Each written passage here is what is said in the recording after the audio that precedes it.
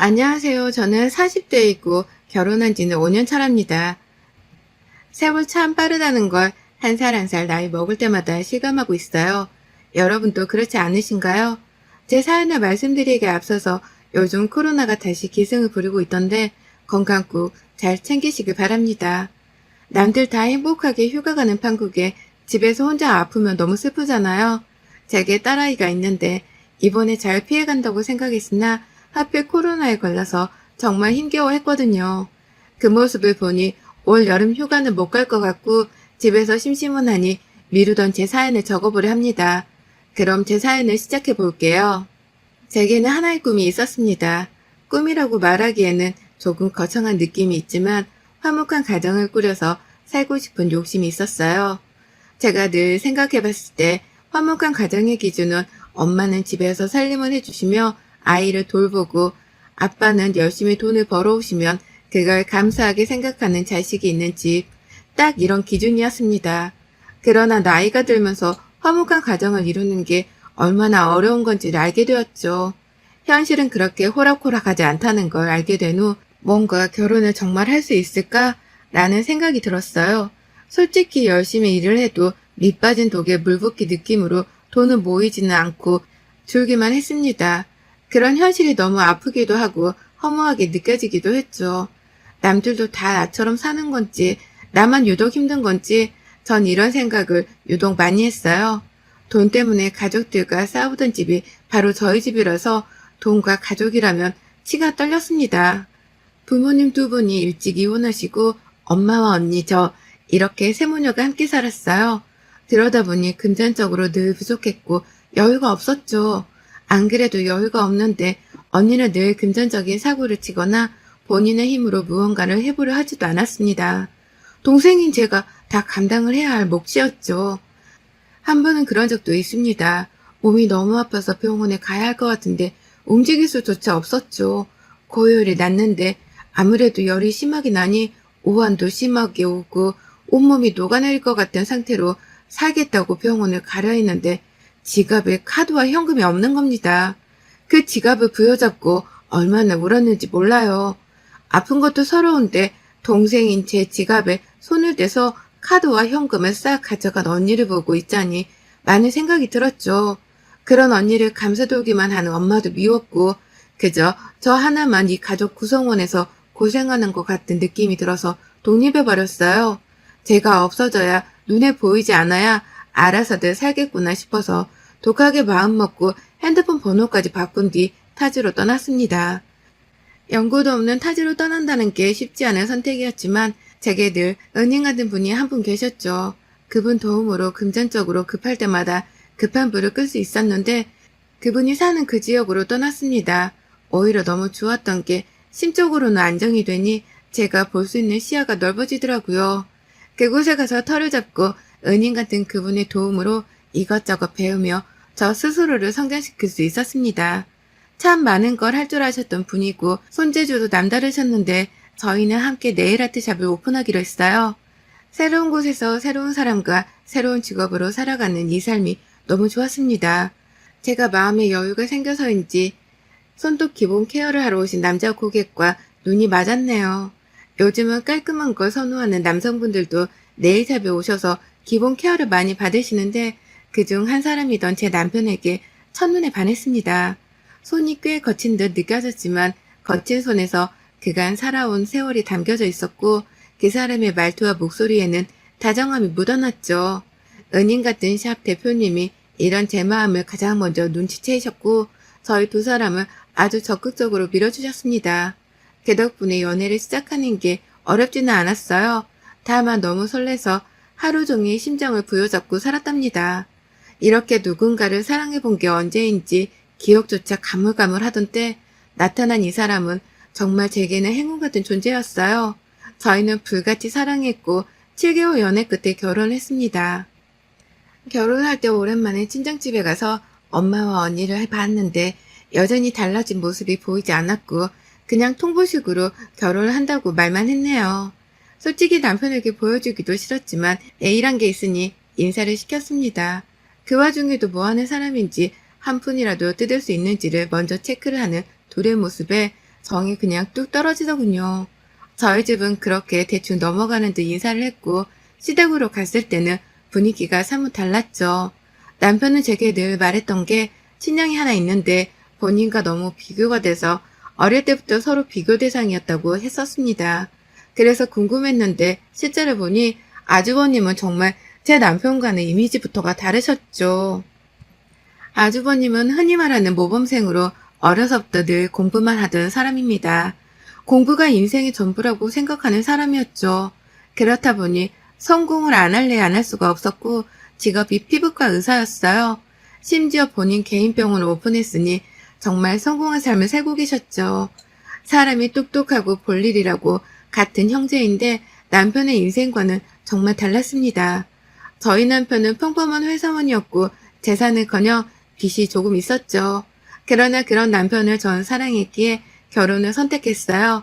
사실 아주버님이 특이 케이스인 거지 저와 제 남편 같은 상황이 특이 케이스는 아니잖아요. 남편과 제가 결혼한다고 하니 아주버님은 아주 묵직한 목소리로 짧고 굵게 말씀하셨습니다. 축하해요. 내가 원래 말이 별로 없고 무뚝뚝한 편이니까 오해하지 말아요. 아, 네. 그럼요. 편하게 하세요. 승준이 너 필요한 거 있으면 카톡으로 목록 보내줘. 결혼 선물로 형이 사줄게. 집 사자, 그럼 집. 그러게. 정말 집은 어떻게 구하려고? 그니까 형이 해줘. 가만히 이들의 대화를 들어보니 아주버님이 시묵을 살고 있는 시댁집도 사주셨고 심지어 저희 남편에게도 금전적인 도움을 꽤 주고 있는 듯 했습니다. 굉장히 멋진 형이구나 싶었죠. 농담 반 진담 반으로 했던 저 말에 덜컥 전셋집 하나를 구해주셨기에 정말 깜짝 놀랐어요. 저는 이걸 받아도 되는 건가 싶어서 남편에게 물었죠. 여보, 집을 이렇게 받아도 되는 거야? 아무리 형이라고 해도 그렇지. 괜찮아. 우리 형 돈 진짜 많아. 저 인간 아마 죽을 때까지 매일 돈 써도 다 못 쓰고 죽을 거야. 어? 아무리 그래도 형인데 너무 말이 심한 거 아니야? 뭐가 심해? 사실인데 엄마랑 나를 매번 도와줬어. 형은 여유가 되니까. 아, 그렇구나. 그래도 따로 인사라도 드려야겠어. 너무 큰 돈이잖아. 덜컥 집을 받았고 감사한 마음이 컸지만 또 한편으로는 이래도 되는 건가 싶었습니다. 뭔가 부담스럽기도 하고 조금 그랬죠. 어쨌든 결국 받고 결혼도 했고 감사 인사도 드렸어요. 남편과 저는 한 2년 동안은 아이 없이 신혼으로 지낼 생각이었습니다. 신혼생활이 꽤 즐겁고 행복하더라고요. 그런 생활에 힘입어 저는 신혼을 즐겼죠. 그런데 행복도 잠시 남편의 행동이 점점 수상하게 느껴지기 시작했어요. 생전 안 하던 행동들을 하기 시작했고 제 눈에 보였습니다. 우선 남편은 운전을 오래 하는 걸 정말 싫어해요. 온몸이 쑤시고 힘들다면서 갑자기 취미로 드라이브를 하며 경치 좋은 곳에 내려서 사진을 찍겠다고 했죠. 그래서 전 나쁘지 않은 취미이니 함께 하자고 말을 했습니다. 나 주말부터 취미 활동할 거야.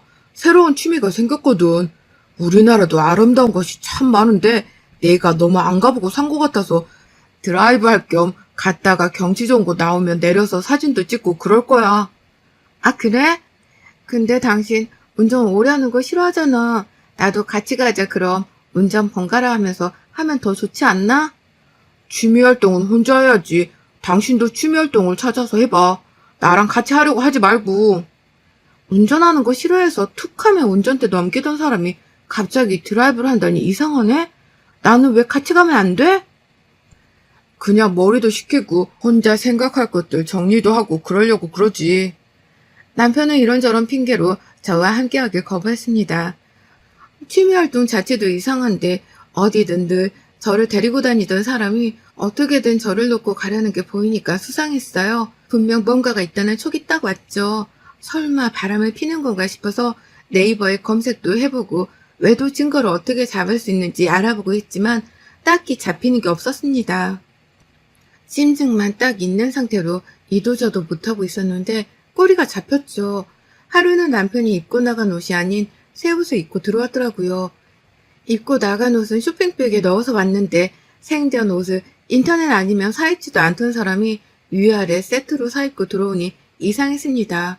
저도 모르게 원래 입고 나갔던 옷의 냄새를 킁킁 맡았고 새옷과도 비교를 해봤어요. 그런데 양쪽 옷에서 같은 여자 향수 냄새가 은은하게 퍼지더라고요. 정말 바람은 아니겠지 했는데 역시나 맞다는 확신이 들었고 전 드라이브를 간다며 떠나는 남편의 뒤를 밟았습니다. 미행을 하려고 렌트까지 해서 쫓아갔고 그날 하루 종일 쫓아다니며 상간녀와 남편의 뜨거운 데이트 현장을 다 목격했어요. 너무 쉽게 바로 증거들은 제 손에 들어왔고 전 바로 남편에게 사진들과 영상들을 보여주며 난리를 쳤습니다. 취미활동 같은 소리 하네. 당신은 여자 만나고 다니는 게 취미활동이니? 결혼한 지 2년도 안 된 유부남이 바람을 펴? 그럴 거면 나랑 도대체 왜 결혼해서 내 인생까지 망쳐? 뭐야? 당신 나 미행한 거야? 별걸 다 하네 정말. 그냥 아는 동생이야. 바람 쐬고 싶다고 해서 같이 논 것뿐이라고. 너 나는 동생이랑 호텔을 들어가니? 내가 바보 같아? 이 나쁜 인간아. 차라리 빌어. 미안하다고 빌어도 시원찮은 판을 뭐가 그렇게 당당한데? 남편과 큰 싸움을 한 후 서로 대화를 하지 않고 있었습니다. 한번 바람핀 사람은 절대 믿는 게 아니라는 것쯤은 알고 있었기에 진지하게 이혼을 생각하고 있었죠. 그런데 뱃속에 아이가 생겼더라고요. 제가 너무 불행한 집에서 살아서 자격지심이 생긴 건지 아빠 없이 키우고 싶지도 않았고 무엇보다 저 상간녀라 남편 좋으라고 이혼하고 싶지 않았습니다. 아이는 무슨 죄예요. 태어나자마자 아빠가 없다는 건 생각보다 큰 아픔들을 겪으며 살아야 하는데 그걸 아이에게 견뎌내며 살라고 하고 싶지 않았습니다. 제 속에 만신창이가 돼도 괜찮았죠. 그래서 전 결정을 해서 남편에게 말했어요. 나 임신했어. 이혼 안 할 거고 당신이랑 살긴 할 건데 아이의 엄마 아빠로 살자 우리. 적어도 아이한테 부끄러운 행동은 하지 말고 피해주지 말고 살자고. 알아들어? 사실이야? 세상에 이걸 왜 이제 말해. 여보 그때 그건 정말 실수였어. 나도 반성 많이 했다고. 아이도 생겼고 우리 다시 시작해보자. 내가 잘할게 진심이야. 그딴 말 안 믿을 거고 지키지도 못할 말 내뱉지도 마. 소름 끼치니까 분명 말했어. 아이한테 부끄러운 행동하지 말고 피해주지 말라고. 그렇게 쇼윈도 부부 마냥 저희는 살게 되었습니다.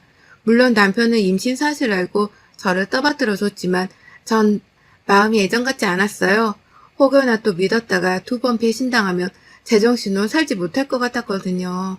그래서 제가 덜 다치기 위해 방어를 했던 것 같습니다. 상황은 좋지 않았어도 뱃속에 아이가 있음에 하루하루가 행복했어요. 제가 아이의 엄마가 된다는 게 신기하고 믿기지 않았죠. 임신 초기에는 위험하다고 해서 그 상간녀 머리채 한번 잡지 못하고 냅뒀거든요. 그런데 임신 중기쯤 되었을 때 이것들이 아직도 만나고 있는 걸 알고 제가 현장을 덮쳐서 머리채를 뜯어버린 적이 있었습니다. 이때 시모를 대동해서 함께 갔는데 시모는 오히려 제게 그러더군요. 아유 그만해라 너도. 나는 우리 승준이가 왜 바람 폈는지 알 것도 같은데 넌 모르겠냐? 어? 여자는 자고로 저렇게 여리여리하고 청순해야지 남자들이 뻑하는 거야. 너처럼 두세고 잡아먹을 기세면 어떤 남자가 좋다고 하겠어? 안 그러냐? 어머님이 임신했는데 남편이 바람펴도 그렇게 말씀하실 수 있어요? 아니면 어머님 딸이 저 같은 상황이어도 그렇게 말씀하실 수 있으세요? 말이라고 다 말이 아닌 거예요. 같은 여자로서 애 가진 제가 불쌍하지도 않으세요? 이 몸으로 남편이랑 바람난 저것 머리채나 잡고 있는데? 그게 싫으면 갈라서야지 어쩌겠냐? 네가 얼마나 매력이 없으면 우리 아들이 한눈에 팔겠어. 그러게 여자로서 아내로서 잘 좀 하지 그랬니? 사이가 이런데 얘는 대체 어떻게 생겼나 몰라. 시모 때문에 상간녀 앞에서 오히려 더 모욕을 당하고 수치스러웠습니다.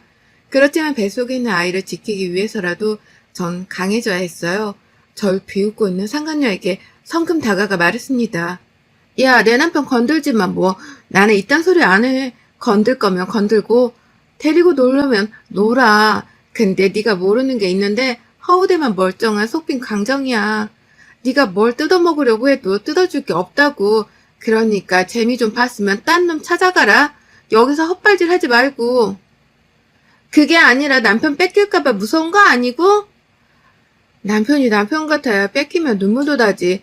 저놈이랑 네가 살아봐. 원하면 뭐 일주일 대여해줄까? 빌려갈래? 말만 해. 이렇게 몰래 만나다 걸리는 저급한 행동하지 말고 니들이 저급한 수준이면서 왜 나까지 저급하게 만들려고 하니? 기분 더럽게.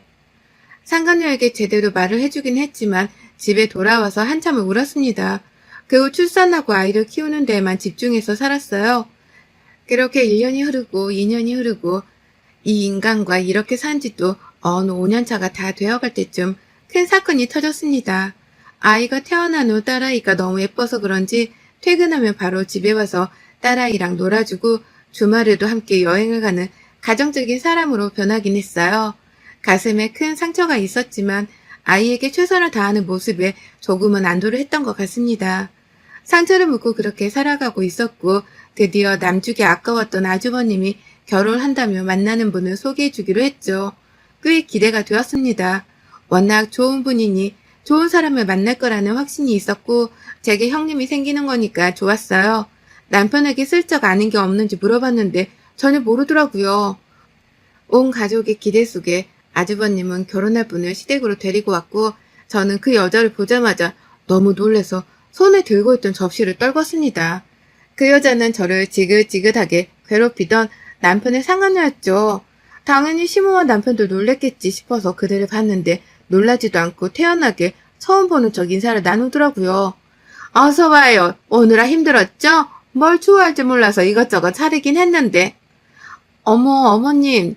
진수랑 성찬이가 놀러왔다. 깜짝 놀라겠어요. 진수 성찬이 따로 없네요. 유머도 대단하셔라. 앉아요, 얼른. 지금 이게 뭐 하는 거예요? 둘이 이러고 있는 걸 보니 속이 뒤집히고 어이가 없어서 제가 딱 한마디 했더니 남편이 바로 저를 끌고 방으로 들어가더군요. 이거 놔, 왜 이래? 대체 이게 뭐 하는 짓이야, 지금? 당신만 입 다물면 아무 문제 없다고. 그냥 결혼하게 냅둬. 나 어차피 저 여자랑 이제 아무 사이도 아니니까. 너 미쳤니? 너랑 바람 펴서 우리 집 파탄 나게 할 뻔한 그 여자를 형수로 모시고 난 형님으로 모시고 살자고? 너 돌았어? 우선은 그렇게 살자고. 같이 사는 것도 아닌데 뭐가 문제야? 오래 안 걸려. 뭐가 안 걸리는데? 단단히 미쳤구나 당신. 아주버님께 당장 말할 거야. 이거 놔. 끝까지 제 입을 막으며 우선 조용히 있으라고 했죠. 대체 무슨 수작인지 궁금해서 가만히 있어봤습니다. 상간녀는 끝까지 모른 척하며 밥 먹고 상견례 날짜까지 잡고 돌아갔어요. 아주버님과 상간녀가 나가자 시무와 남편의 본색을 드러냈죠. 그들의 대화를 들어보니 상간녀를 이용해서 아주버님의 재산을 뜯어서 공동 분배를 하려는 계획이었습니다. 본인의 친아들이고 친형인데 말이죠. 아주버님이 너무 착한 편이고 상간녀에게 푹 빠져있기에 뭐든 해줄 거라는 확신이 있던 거예요. 정말 나쁜 사람들이죠. 전 당연히 이 상황을 두고 볼 수 없었고 아주버님을 따로 만나서 폭로했습니다. 남편과 상간녀가 바람폈던 증거들을 보여드리며 아주버님, 당장 그 여자랑 헤어지셔야 해요. 제가 이 여자 보고 진짜 깜짝 놀랐는데 더 놀라운 건 어머님이랑 그 사람이 이 여자랑 짜고 아주버님 재산을 빼돌리겠다고 작당을 했더라고요. 전 더 이상 이 사람이랑 못 살겠어서 이혼할 거니까 아주버님도 얼른 살길 찾으세요. 제 말에 아주버님은 너무 큰 충격을 받으셨어요. 그 착한 손둥이가 얼마나 분노했고 배신감이 컸으면 이에 악물고 말씀을 하셨죠. 이혼을 왜 그냥 해줘요? 저것들 싹 다 가만 안 둘 거니까 그렇게 알아요. 그리고 예빈이 혼자 키우는 거 힘들 텐데 제가 도와줄게요. 네? 그러려고 말씀드린 거 아니에요. 신경 안 쓰셔도 괜찮아요. 아주버님이 너무 좋으신 분인데 저처럼 다칠까봐 말씀드린 거예요. 아니요. 제 인생을 구해주는 건데 당연히 도와주는 게 맞죠. 그러니 걱정 말고 당당하게 이혼해요. 알겠죠? 그 후 아주버님은 상견례 자리에서 폭탄을 펑 하고 터뜨렸습니다. 상간녀 부모까지 모인 자리에서 제 남편과 바람폈던 영상을 틀었고 상간녀 부모에게 말했죠. 대체 딸 교육을 어떻게 시켰으면 남자를 돈으로만 보고 유부남이든 총각이든 가리지 않고 이딴 행동을 하는 거죠? 저급하다 못해 더러워서 상종 자체를 하기 싫네요. 저 여자 낳고 미역국은 드셨어요? 저것도 사람이라고? 이게 당신 딸의 실체니 똑똑히 보시고 엄한 사람한테 피해 안 가게 교육 똑바로 시키세요. 그리고 이건 내 선물이니까 먹고 사람 좀 되길 바란다, 최연수 너. 아주버님은 간마늘을 그 여자 얼굴에 던져버렸어요. 마늘 먹고 사람 좀 되라고 말이죠. 이어 충격받은 상간녀 엄마는 뒷목 잡고 아빠께서는 뺨을 아주 시원하게 내리치더군요. 넌 내 자식 아니다. 대체 언제 정신 차릴 거야? 언제까지 유부남 등쳐 먹고 살 거냐고. 안 그런다고 약속했잖아. 2번 다시 연락하지 마라. 넌 내 자식 아니니까. 그렇게 상간녀는 부모에게 버림을 받았고 아빠는 무서운 건지 무릎 꿇고 싹싹 빌더군요. 그런 상간녀를 발로 확 차버리고 부모는 떠났습니다. 떠나는 길에 상간녀가 정신을 못 차리는 것 같길래 물병에 담긴 물 한 통을 부어줬어요. 아우, 마늘 냄새. 그걸 먹어야 사람 되는 거지? 무슨 팩하는 것도 아니고 바르고만 있니? 그러게 적당히 까불었어야지, 연수야. 인생은 그렇게 사는 게 아니야. 알겠어? 그 후 아주버님 지인 변호사의 도움을 받아서 이혼을 전문적으로 하게 되었습니다. 또 아주버님은 그간 남편과 시모에게 지원하던 모든 것을 뺏었어요. 그중 하나가 시모가 살던 시댁집인데 이걸 빼버리고 저희가 살던 집도 아주버님이 해주셨는데 같이 빼버리니 이것들이 오갈 데가 없어진 거죠. 감사하게도 전 딸아이와 함께 살라고 집을 따로 구해주셨고 제 명의로 주셨습니다. 덕분에 아이와 새 출발하기가 수월했어요. 아주버님 너무 감사해요. 앞으로는 꼭 행복만 하셔야 해요. 저런 불려씨 같은 것들한테 당하지 마시고요. 제가 다 고맙고 미안해요. 예빈이 클 때까지라도 제가 꼭 책임지고 지원해 줄 테니 그런 부분은 걱정하지 말고 살아요. 내 인생 구제해준 보답이라고 생각하고. 정말 아주버님은 몇 년이 지난 여태껏 제 딸아이에 대한 지원을 아낌없이 해주고 계세요. 본인은 비혼으로 살 거라며 제 딸아이 성장하는데 많은 도움이 돼주고 싶다고 하시더군요. 결국 저랑 아주버님은 이렇게 해피엔딩으로 끝을 마무리했고 시모와 남편은 원룸 하나 구해서 둘이 살고 있는 딱 주제에 어울리는 엔딩으로 끝을 내게 되었습니다. 다행인 건지 눈치가 있는 건지 딸아이가 아빠를 찾지 않아서 저희 두 모녀는 서로를 의지하며 잘 살아가고 있어요. 여러분의 생각은 댓글로 남겨주세요. 오늘도 시청해주셔서 정말 감사합니다.